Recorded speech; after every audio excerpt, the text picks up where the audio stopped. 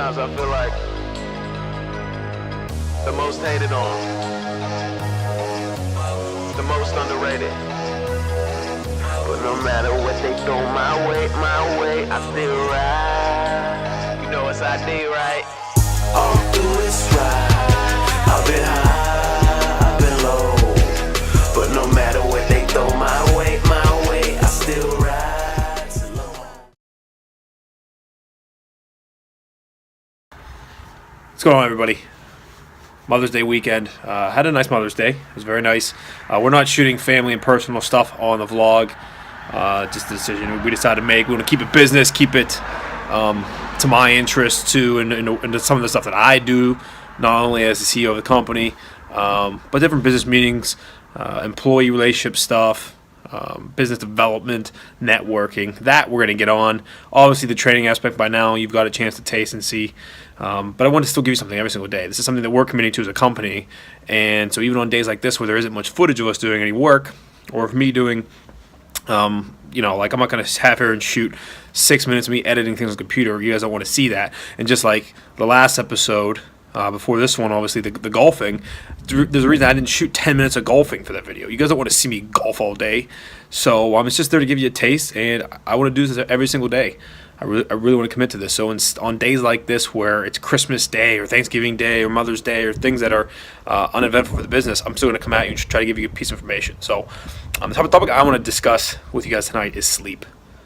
Sleep. It's a tough one, and that's because the research isn't very clear about it yet. There is a whole crap ton that we don't know. But I do know one thing that I feel very, very strongly about in my bones, and that is some of you who complain about not having enough time are flipping around and sleeping 8, 9, 10 hours a day. That's exactly what I just said. Yes, some of you who complain about time, you're sleeping too much. You sleep 8, 9, 10 hours a day and complain that you don't get enough time to go to the gym. You don't have enough time to meal prep.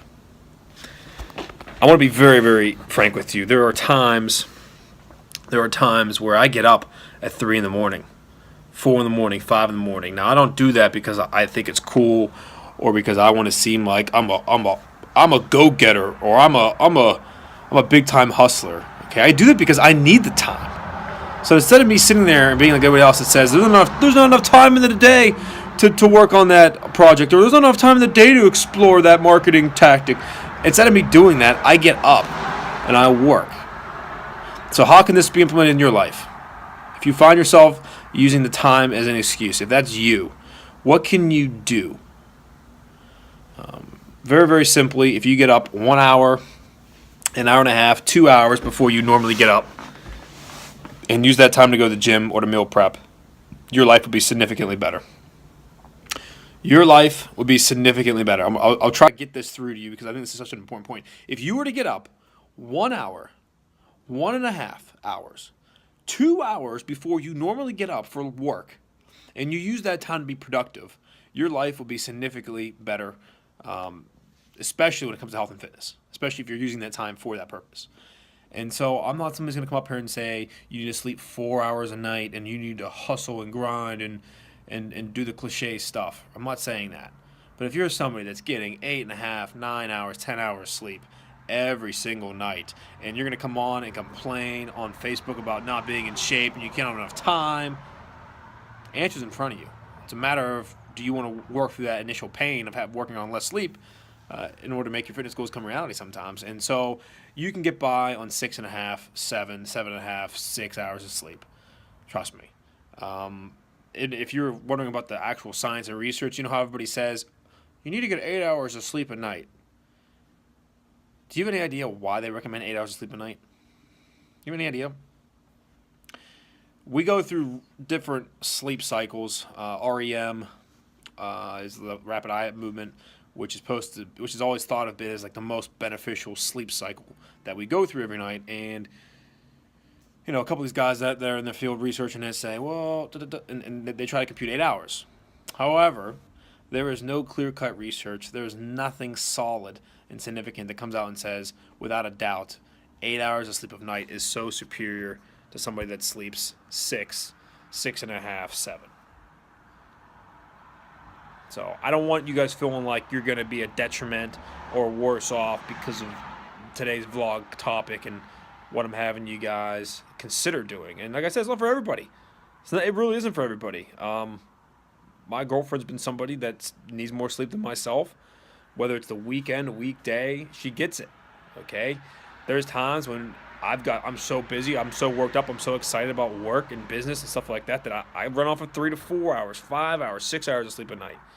And look, when I first started my business, I'm going to give you a real quick story because I feel like some of you still are not believing what I'm trying to get to you. Like, you're not understanding fully the message, and you're, oh, well, that's good for him. He does that. Like I can't do that. I can't run off of 7 hours of sleep. Like I want to speak to you a little bit because, again, I think it's just so important. I really believe in this.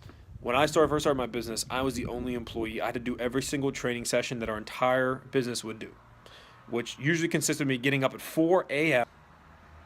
Monday through Friday and some Saturdays and not getting home. That's right. I said I didn't get home 6 p.m., 7 p.m., 8 p.m., 9 p.m. at night. And it would repeat over for the 5 days during the week. And then my Saturdays were usually up at 4, 5, 6 a.m. and not home till 1 or 2. That was my life for, again, I'm not going to sound dramatic. I don't want to make that. There's a lot of other people out in business that have done it longer than me. But that was close to a year, a full year, maybe even a little more than that. A full year of that schedule. And look, let me tell you something. I went from a college kid that slept whatever the hell he wanted. He played video games. I would stay up. I'd sleep in. To having some real responsibility and actually being up on somebody else's time in order to be successful. And I was sleeping large. I was sleeping 9, 10 hours a night, 8 hours a night, whatever I wanted. And then I had to run off of, think about this. By the time you get home at 9 at night, you shower, you hang out with the girlfriend a little bit, you're in bed at 10, 11, right? And you were running 5 hours sleep, 6 hours sleep. And your body's just used to it. The first 14 days is brutal. There's just no way around it. The first two weeks, your body's not used to that yet. I'm just a big believer in the human body and the ability that it has to adapt. I mean, if you look at our field right now and how we're in health and fitness, and I'm watching people go through training regimens and exercise regimens built for them, and I'm watching their body adapt to everything we're doing. And nutrition principles, for the first time, somebody's doing something new, like eat more food than they're used to lose weight. And I watch their body adapt and upregulate things and start to burn off calories, and then they're able to lose weight when we cut back. Like, I've seen too much to not believe it. And I think sleep's the same way. Your body's going to learn to run off of 6 hours of sleep. If that's what your life demands, 7.5 hours sleep, 7 hours on the nose. I mean, your body's going to adapt to your new, the hours that you give you. And so, look, try it out for 7, 14 days.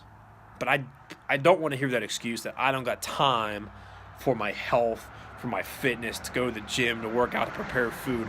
I don't got time. And then you turn around and sleep a full 8 hours every single night because somebody on TV or on Facebook or on Google told you 8 hours is the perfect amount of time. The fact is, there is no perfect amount of time.